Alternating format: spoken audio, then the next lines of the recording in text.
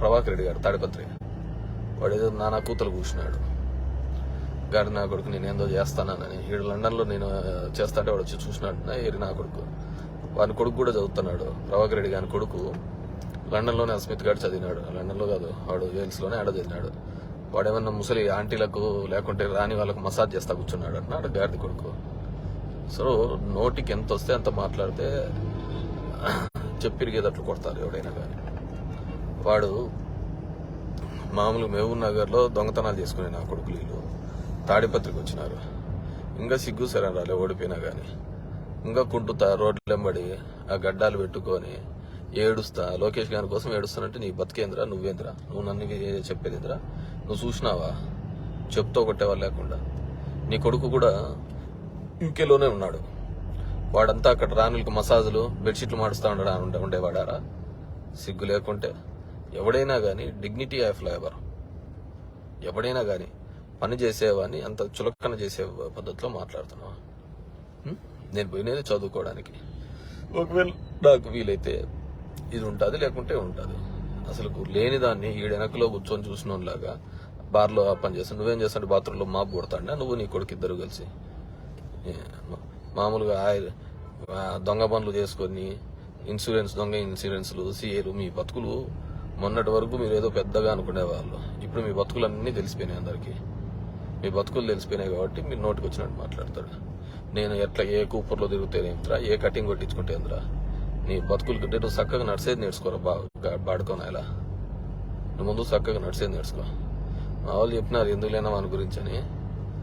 మీరు ఒకసారి పప్పూరుకు వచ్చి మాట్లాడడానికి ఏడిసి వస్తాను. ఇంక 2-3 సార్లు వచ్చినాను అనుకో, నేను తాడిపత్రికి రక్తం కక్కొని వచ్చావు గాడిది కొడక. ఎవడైనా కానీ, ఎవడు ఏ పని చేస్తున్నా డిగ్నిటీ ఆఫ్ లేబర్ ఉంటుంది. ఈరోజు చాలా మంది విదేశాలకు వెళ్ళిన వాళ్ళు, మన పిల్లలు కావచ్చు, ఇంకోటి పిల్లలు కావచ్చు, అక్కడ చదువుకుంటూ పని చేస్తూ ఉంటారు. నీలాగా దొంగ పనులు అమ్ముకొని లెక్క వచ్చిన వాళ్ళతో ఉండరు కదా. ప్రతి ఒక్కరిని నీ నోటికి వచ్చినట్టు ఎంత రారా ధర్మవరంకి వస్తానన్నావు కదా, రా. మళ్ళీ ఎనికి పోతావేమో చూస్తా. ధర్మవరంకి వస్తావేమో రా, వచ్చి ఎనికి ఎట్లా పోతావో చూస్తా. మామూలుగా 1 కిలోమీటర్ నడిచలేవు సరిగ్గా ప్రాపర్గా. వాడు తోడు పెట్టుకొని నడిచల్లా ముసలి నా కొడుక. నీకు మళ్ళీ మాట్లాడతావు, చెప్తావు కొట్టేవాళ్ళు లేక. ఇంకోసారి ఇట్లాంటి కుత్తలే చూసినావు అనుకో, నీకు మళ్ళీ ఇంక ఏడగన పని వచ్చి నేను వచ్చి మెడతో కొట్టాల్సి వస్తుంది. కేతిరెడ్డి అనే పేరు ఎత్తకోకుండా బతకలేదు నీవు. ఇంతకుముందు వరకు ఏదో పెద్ద పుడింగిగా చెప్పుకుంటా పోతా అంటివి. ఏమైంది ఇప్పుడు నీ పుడింగితనం? ఏమేది వస్తాను? కేతిరెడ్డి అనేవాడు పొద్దున్న లేచిన నుంచి జనాలు తిరుగుతున్నాడు. నువ్వు ఓడిపోయిన తర్వాత జనాల దగ్గరకు వచ్చి నువ్వేందో పొడుస్తావు అని చెప్పి మొత్తుకుంటాను. ఇంతవరకు ఎప్పుడైనా జనాల దగ్గర పోయినావా? నీకు మున్సిపల్ ఎలక్షన్స్ లో నువ్వు గెలవలేవని ఏడుస్తా తిరిగినావు. తాడిపత్రిని కాపాడండి, తాడిపత్రికి సగం సంకన ఇచ్చిన నువ్వు కదా. ఏట్రా నువ్వు వసూలు చేయింది? ఎక్కడ ఏ దాంట్లో నువ్వు వసూలు చేయకోకుండా బతికినది కొడక. ఆ రోజు రాజశేఖర రెడ్డి గారు పుణ్యమా అని నేను తాడిపత్రి నుంచి రాజకీయాలు వదిలిపెట్టి ధర్మవరంలో వచ్చినాను. ఆ రోజు ఆడనే ఉన్నింటే నీది ఇంతవరకు ఉండేదే కాదు చాప్టర్. నీకు ఇంతవరకు ఉండేదే కాదు చాప్టర్. మళ్ళీ భవిష్యత్తులో అయినా సరే నువ్వు నీ కొడుకు మఠసంగా బతకాలనుకున్నా, మఠసంగా చేసుకోవాలి రాజకీయాలు అంటే నోరు అదుపులో పెట్టుకో. నువ్వు చెప్పే కూతలకు, నువ్వు చేసే దాంట్లకు ఎవడు ఉండడు. లోపల నా కొడుకు నువ్వు ఎప్పుడు చూసినావురా? నువ్వు నేనేం చేస్తున్నాను ఇదే చెప్తా కొట్టేవాళ్ళు లేక. ఆడ 100,000 మంది ఉంటారు చదువుకునే వాళ్ళు ఉంటారు. అంటే నీలాగా దొంగలారీలు చేసుకునేవాడే మనగాడా, లేకుంటే ఫ్రాడ్ ఇన్సూరెన్సులు చేసుకొని ఊర్లో వాళ్ళని కొట్టేసిన వాడే లీడర్ అవుతాడరా? దేశంలో ఇన్నేళ్ళు వస్తానే, ముడి కిందకి ఇన్నేళ్ళు వస్తానే మాట్లాడే పద్ధతి తెలుదు. సిగ్గు శరంలే. ఈరోజు జనాలు గుర్తుకొచ్చినారా నీకు? ఈరోజు తాడిపత్రి సేవ్ చేస్తామని గుర్తుకొచ్చిందా? ఇంతవరకు ఇన్నేళ్ళు అవుతుందరా మీరు మీ కుటుంబంలో, మీ కొంపలో పబ్లిక్ రిప్రజెంటేటివ్స్ గా ఉంది. ధర్మవరం మున్సిపాలిటీకి నీళ్ళు ఇచ్చినారా ఇంతవరకు? ఏ ఊర్లకి ఏం మేలు చేసినారా మీరు? ఆడున్న సిమెంట్ ఫ్యాక్టరీల దగ్గర, గ్రానైట్ ఫ్యాక్టరీల దగ్గర, చికెన్ అంగల దగ్గర కూడా దోచుకున్న నా కొడుకులు. మీరేంటారు నాకు చెప్పేది? మీరు నా కాలు కోటికి సరిపోదు.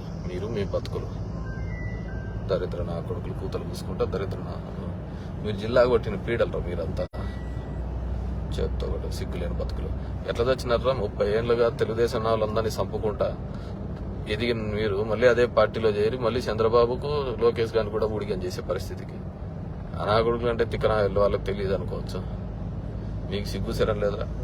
ఇంతకుముందు ఇట్లే కూతురు కూర్చున్నావు సాక్షి ఆఫీస్ ముందర కూర్చొని రాజశేఖర రెడ్డి ఫ్యామిలీని వీళ్ళనందరినీ తిడతా. ఏమైంది నీ బతుకు? మా జోలికి వచ్చినా కూడా నీ బతుకు అంతే.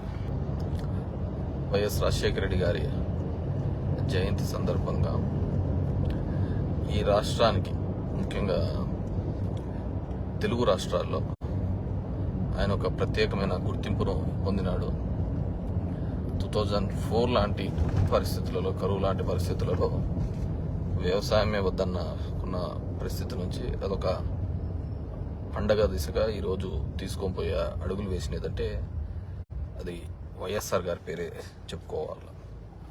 ఆయన తీసుకొని వచ్చిన ఉచిత కరెంట్ కావచ్చు, రైతాంగం మీద తీసుకుంటున్న పరిస్థితులు కావచ్చు, దాని తర్వాత పేదవాడి యొక్క ఆరోగ్యం విషయంలో కావచ్చు, వారికి ఉచితంగా వైద్యం అందించాలి.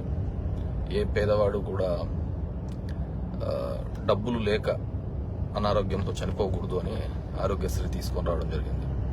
అదేవిధంగా ఏ పేదవారు డబ్బులు లేవని విద్యలో చదువుకోకుండా పోకూడదు అని చెప్పేసి వారికి ఫీజు రియంబర్స్మెంట్, అలా చాలా వినూత్నమైన, అంటే మన రాష్ట్రంలో ఎప్పుడూ లేనంతగా అంతవరకు ఇరిగేషన్ నాలలో ఏదో 5-10 మంది ఉద్యోగస్తుల దగ్గర నుంచి ఇరిగేషన్ శాఖకు వేల కోట్లు ఖర్చు పెట్టి దిశగా తీసుకొని వచ్చి రైతాంగానికి ఒక అజెండా తీసుకొని వచ్చిన నాయకుడు ఎవరైనా ఉన్నారంటే అది ఒక వైఎస్ రాజశేఖర రెడ్డి గారని చెప్పవచ్చు.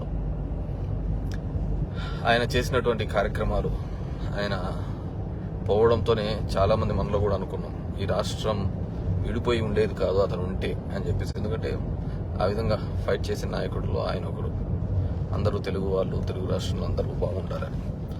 ఈరోజు ఏ విభజనకైతే ఆ రోజు సహకరించిందో కాంగ్రెస్, దాని పరిస్థితి చూస్తూ ఉన్నాం ఎలా ఉందో వాటి పరిస్థితి అని చెప్పేసి.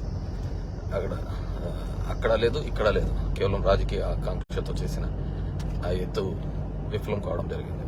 సో ఆయనకి ఇవ్వాలి అనిపిస్తూ ఈజ్ ఎ గ్రేట్ లీడర్.